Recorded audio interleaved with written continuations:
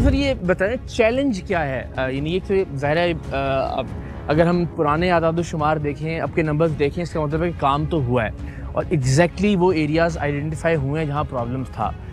मगर अभी भी अगर हम पूछें कि चैलेंजेस क्या हैं कि हम मुकम्मल तौर पर इसका खात्मा नहीं कर पा रहे हैं, वो ज़रा 1 2 3 करके अगर आप बता सकें। बिल्कुल, उसमें सबसे बड़ा चैलेंज जो है ना वो है हमारे अपने कम्युनिटी की, हमें बिहेवियर्स कहूँ मैं या हमें सपोर्ट कहूँ। ठीक है, दो के बहुत अच्छा है, लेकिन जब तक हर बंदा अपना इसमें किरदार नहीं अदा करेगा, क्योंकि ये है प्रिवेंटिव डिजीज, ठीक है, उसको तब तक ख़त्म नहीं किया जा सकता। ये हाउस कीपिंग है, हेल्थ डिपार्टमेंट या बाकी अलाइन डिपार्टमेंट सब हमें सपोर्ट करते हैं। इसमें एक हेल्थ अकेला काम नहीं कर रहा होता, इसके अंदर बाकी भी कर रहे होते हैं। लेकिन हाउस कीपिंग एक बंदे की घर की जाके उसकी फ्रिज की, उसके पॉट्स, फ्लावर पॉट्स की या उसके बर्ड्स पॉट्स की सफाई जब तक हम जाके करते रहेंगे खत्म नहीं होगा, रह जाएगा। जब हर बंदा खुद अपनी जिम्मेदारी लेगा है तो हाउस कीपिंग खुद करेगा। तो लेकिन क्या ये क्या सिर्फ उसको जिम्मेदारी का एहसास दिलाने से हो सकेगा या वो फिर कहीं ना कहीं कोई सजा और जजा का मैकेनिज्म भी होना चाहिए? एक तो अवेयरनेस है, सबसे पहले हम लोगों को अवेयरनेस के लिए कैंपेन भी करते हैं, सेमिनार भी करते हैं, और सबसे बड़ी अवेयरनेस वो मेरी टीम है जो लोगों घर घर जा रही है, उसको बता रही है हाउस टू।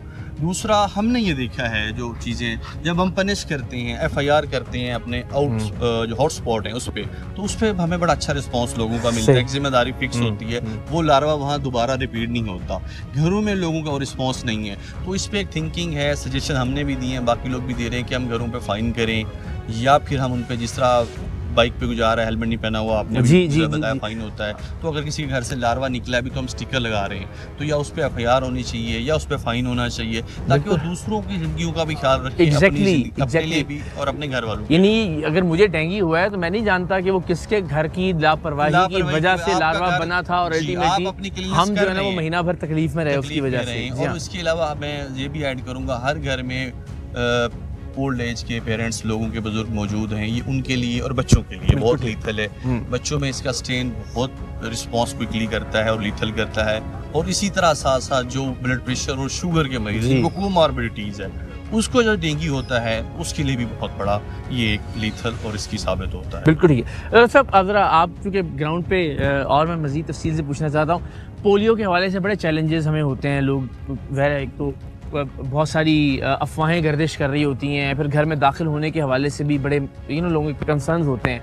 यहाँ लोगों की तरफ से कोई चैलेंज उसका सामना करना पड़ता है ऑन ग्राउंड? इसमें या कोऑपरेशन है इधर? अब जिस तरह हमारी ये सोसाइटी है, मॉल टाउन सोसाइटी, इधर हमें ये एज है कि हम उनके साथ कोलैबोरेशन है हमारा। तो अगर कोई रिफ्यूजल हाउसेज होते भी हैं, ये हम उनको कवर करवा लेते हैं। मगर इस तरह के केसेस हैं, बिल्कुल होते हैं, उनको बस यही है कि जाके कन्विंस करते हैं और फिर अल्टीमेटली अगर नहीं होते। आप ज़ाती तौर पर क्या समझते हैं कि आपकी एफर्ट्स में, आपकी कोशिशों में बहुत कमी आ सकती है अगर किसी तरह का सजा और जजा का मैकेनिज्म हो घरों में से अगर लार्वा मिलते हैं? बिल्कुल हो। अब बैंकॉक, थाईलैंड में इसको ब्लेस्ड मॉस्किटो कहा जाता है।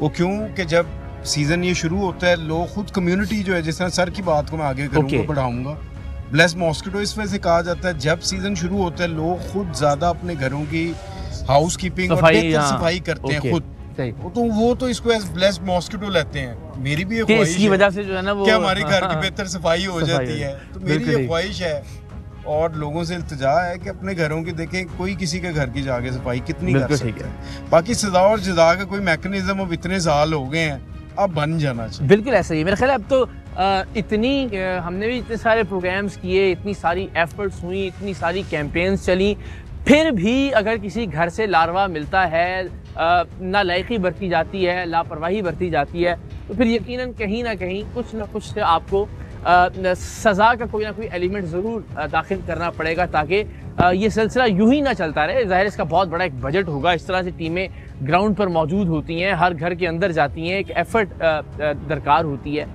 तो अब इस सिलसिले में कुछ ना कुछ ज़रूर होना चाहिए। डॉक्टर साहब ने पहले कहा कि ज़ाहिर है चूँकि गुर्बत का एक मामला है तो उस सिलसिले में भी थोड़ी सी रियायत बरती जाती है, लेकिन फिर हम अगर देखें कि मोटरसाइकिल के जो हेलमेट पहने हुए लोग होते हैं उनमें भी बहुत सारे ऐसे लोग जो खतरे गुर्बत से नीचे होते हैं, लेकिन उनकी अपनी ज़िंदगियों को महफूज बनाने के लिए हमें चालान करना पड़ते हैं।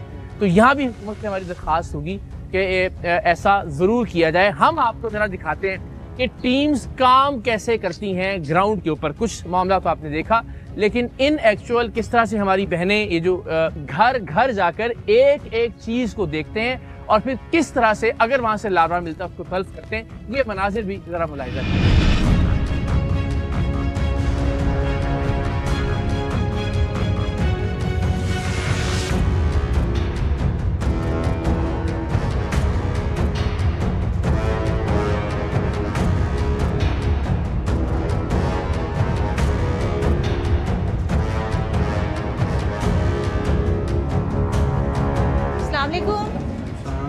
मैम डेंगू सर्वे के लिए आए हैं, रूम कूलर चेक करना है। हाँ जी।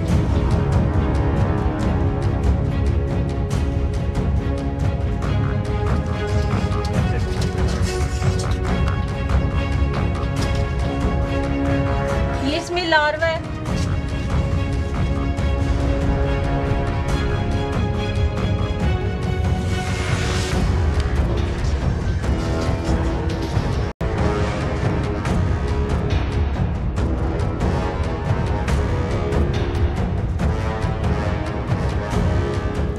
ये इसमें मेडिसिन डाल दें, ये मेडिसिन डाल दें ताकि ये जब तक साफ़ नहीं करते तो ये इससे लार्वा जो है ना वो मर जाएगा।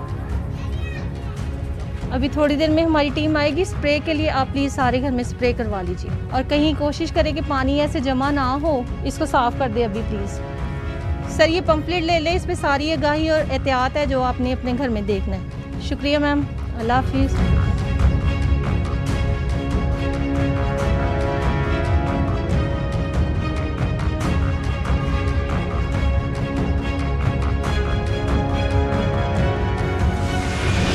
जनाब, तो आपने देखा कितनी एफर्ट हो रही है, कितनी मेहनत हो रही है। डॉक्टर साहब, आपके ख्याल में जो नंबर्स पिछले बरसों की निस्बत अल्हम्दुलिल्लाह तकरीबन अब ना होने के बराबर आ गए हैं, आप इसका क्रेडिट किसको देते हैं? हम तो क्रेडिट आपकी शख्सियत को भी देते हैं, लेकिन आपकी जानिब से क्रेडिट जो है वो किस पॉलिसी को जाता है, किस डिसीजन को जाता है, किन लोगों को जाता है? सबसे ज़्यादा क्रेडिट इसका जाता है फ्रंट लाइन वर्कर्स को, जिन्होंने फील्ड के अंदर काम किया, घर घर जाके। आपने देखा है ये आसान नहीं है, गर्मी है, सर्दी है, लोगों के जाके घरों की सफाइयाँ कर रहे हैं। पहला क्रेडिट इनको जाता है। दूसरा गवर्नमेंट की इस पॉलिसी को जाता है, जिन्होंने हमें रिसोर्सेज प्रोवाइड किए, उतना हमें बजट्स और उतना HR प्रोवाइड किया। फ्रीक्वेंटली हमारे ऊपर एक वो चेक रखा जिस पे हमने जाके एफर्ट्स की। फ्रीक्वेंटली हमारी मीटिंग्स होती हैं डर्क की, असिस्टेंट कमिश्नर के लेवल पे हर वीकली होती है, डर्क की हर वीकली डिप्टी कमिश्नर लेवल पे होती है, फिर चीफ सेक्रेटरी साहब और CM साहब खुद इसको डायरेक्टली वॉच कर रही हैं। तो हमारे पास चांस रहता नहीं है हमें